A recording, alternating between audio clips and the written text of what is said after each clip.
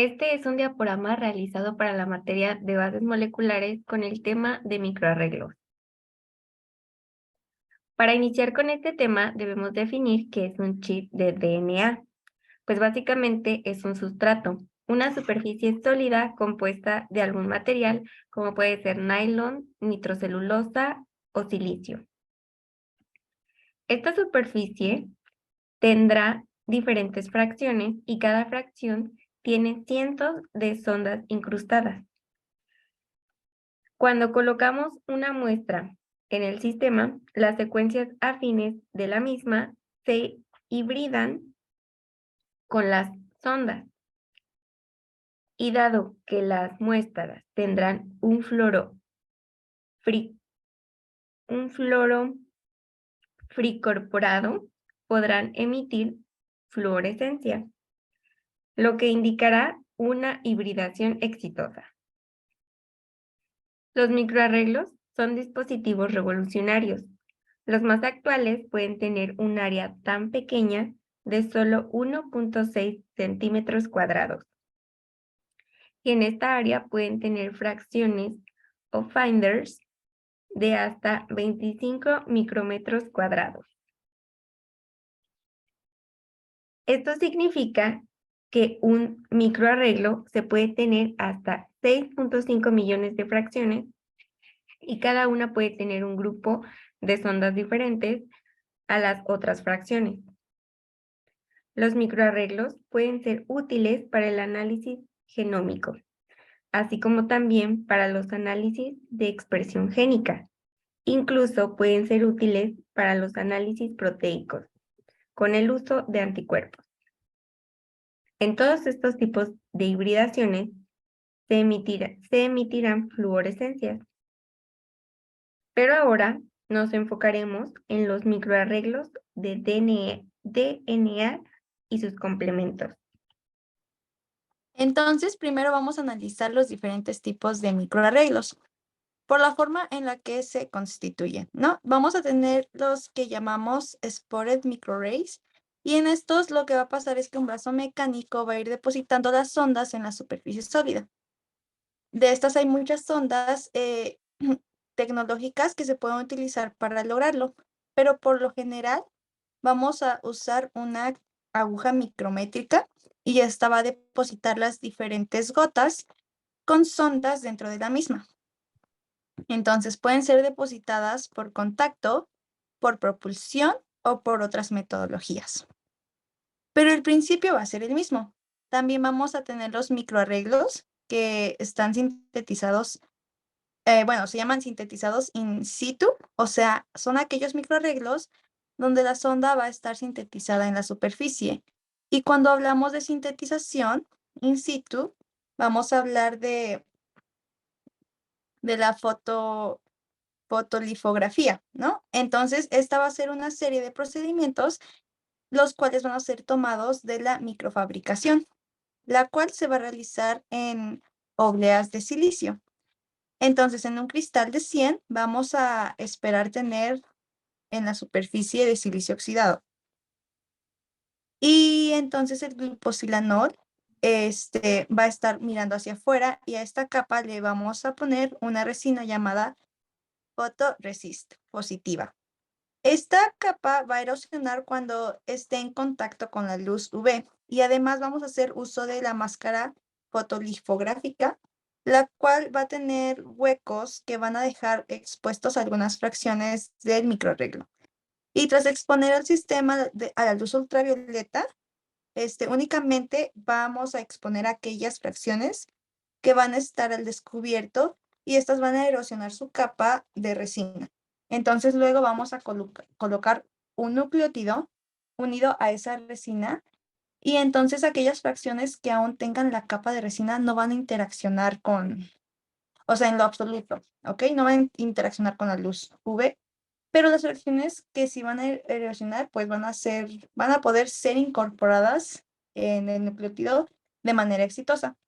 Y vamos a repetir ese proceso con una máscara distinta, por lo que serán otras fracciones, y las que tendrán su capa, vamos a añadirle otro tipo de nucleótidos. Entonces, estas se les van a añadir nuevamente con las fracciones, pero ahora van a estar descubiertas. Entonces, este proceso lo vamos a repetir 4 veces hasta que los 4 nucleótidos se hayan añadido a la primera capa. Ya después de terminar este proceso, vamos a poder vamos a poder decir que terminamos con un primer ciclo, ¿no? Entonces, si repetimos los ciclos con diferentes máscaras, vamos a poder ir sintetizando las zonas en el mismo arreglo, dado que vamos a poder usar las máscaras y la combinación de sondas prácticamente son infinitas, ¿no? Entonces, ahora vamos a ver cómo podemos utilizarlas en el diagnóstico. Los microarreglos también son utilizados en el diagnóstico. Un claro ejemplo sería la influenza, por lo que para realizar un sistema de diagnóstico efectivo para detectar el tipo de influenza es de suma importancia distinguir entre los 3 tipos distintos de influenza. En cambio, existen subtipos de influenza que se pueden diferenciar por el tipo de hemaglutinina y neuraminidasa que se expresan. El diagnóstico genético prenatal mediante microarreglos permite identificar el genoma completo del futuro bebé en busca de pequeñas ganancias o pérdidas de material genético que el cariotipo no alcanza a detectar. Asimismo, se pueden detectar síndromes genéticos fetales severos que pueden comprometer su calidad de vida. Los avances de citogenética molecular han permitido desarrollar una novedosa técnica, el microarreglo del ADN. Es una técnica diagnóstica mucho más sensible y eficiente que el cariotipo y permite alcanzar niveles de diagnóstico 10 veces superior al cariotipo. Por tanto, nos permite detectar pequeños cambios de material genético que no pueden ser detectados mediante un cariotipo convencional.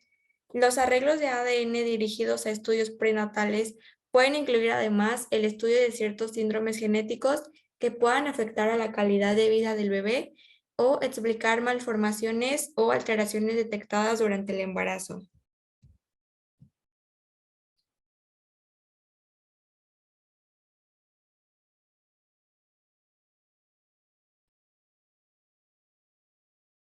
Si nos enfocamos en el costo aproximado de una prueba de microarreglos, es de 15 a 20 mil pesos, la cual es una prueba que se debe solicitar previa valoración clínica por el médico genetista, ya que dependiendo del contexto clínico se hará la recomendación de la prueba que sea más pertinente.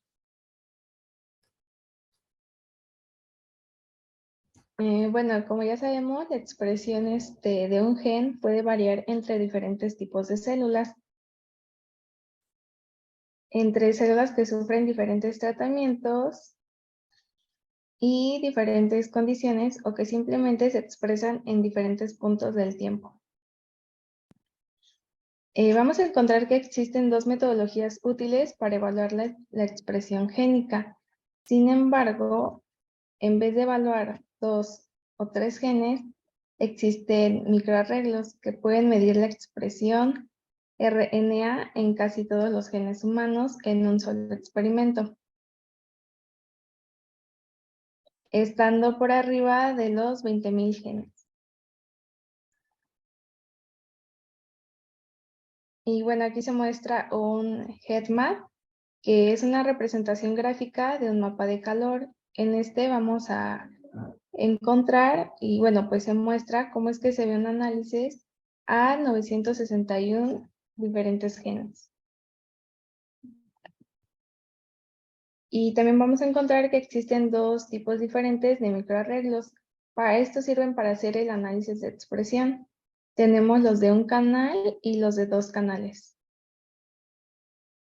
Los de un canal funcionan al extraer el RNA de 2 diferentes células. Digamos que unas son normales y unas cancerígenas.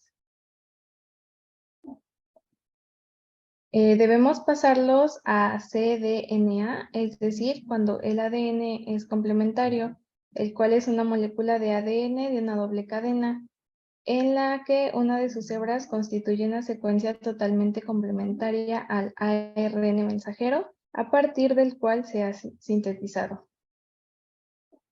el cual pues va a ser mucho más estable. Esto para que posteriormente a estas muestras, estas muestras les debemos de agregar un fluoróforo, uno como la cianina 3, el cual emite fluorescencia en el espectro verde de la luz visible. Tras realizar la hibridación en 2 diferentes fracciones o 2 diferentes microarreglos. Bueno, aquí vamos a estimular los fluoróforos y vamos a emitir la fluorescencia. Como podemos observar, la fracción de las células cancerígenas, al tener más cDNA, va a emitir más fluorescencia que las células normales.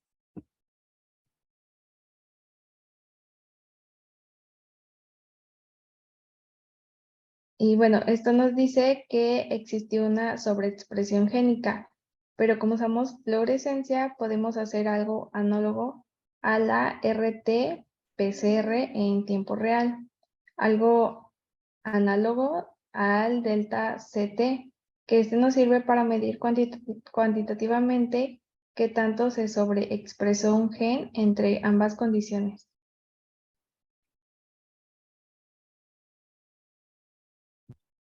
Y entonces es que podemos comparar qué tanto se expresa toda la gama de genes que se encuentran en nuestro genoma, dándonos una cantidad millonaria de datos interesantes. Los microarreglos de 2 canales se usan de manera parecida cuando extraemos el RNA y lo pasamos a CDN, pero a cada condición le daremos un diferente tipo de fluorofósforo. A uno le damos uno que se puede leer en un canal como las cianinas 3 y a otro le ponemos otro tipo de fluorofósforo que se leen en otro canal como las cianinas 5.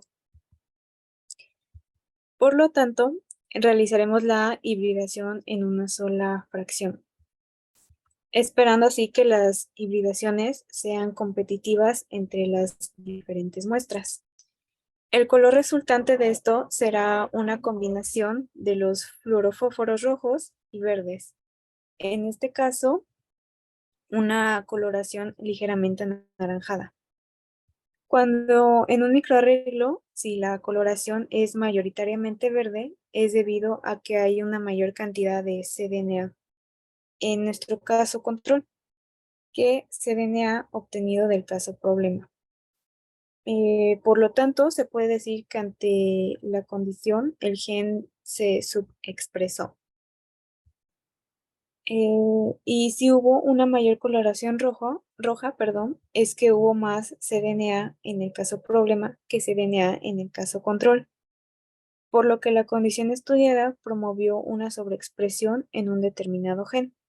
Si la coloración se queda muy centrada en el amarillo, es que no existió pues una diferencia considerable en la expresión génica.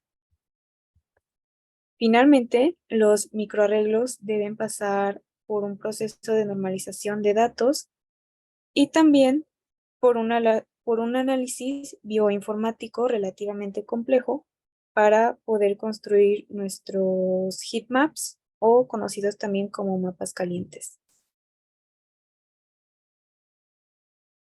Y pues eso fue todo. Gracias. Este diaporama fue realizado por Dulceriana, Brisa Damaris, Ana Cristina, Emma Evelyn y Deina Yareni.